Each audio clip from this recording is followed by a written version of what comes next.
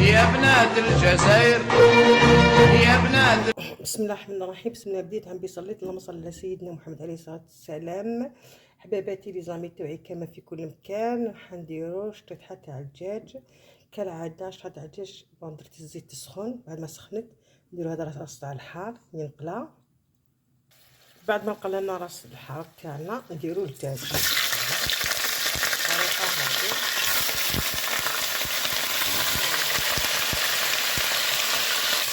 نزيدو نديرو الثوم. الثوم كيما قلت لكم دائما نديرو فيه الماء باش الثوم ما ينحرقش سبحانه،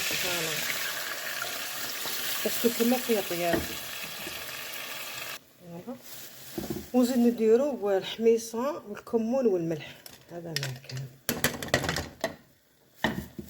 نخلوه يطيب. نزيدو مغرفه تاع الطماطم، طماطش تاع لي بواط، ونزيدو الماء هكا ونخلوه يطيب. هذا هو طيابو. فوالا هاوليك بعد ما شفتي كيفاش يقعد داك الدجاج على حالو، شوف الله يبارك. دوكا واش نديرلو بطاطا لا بوم دو تيغ.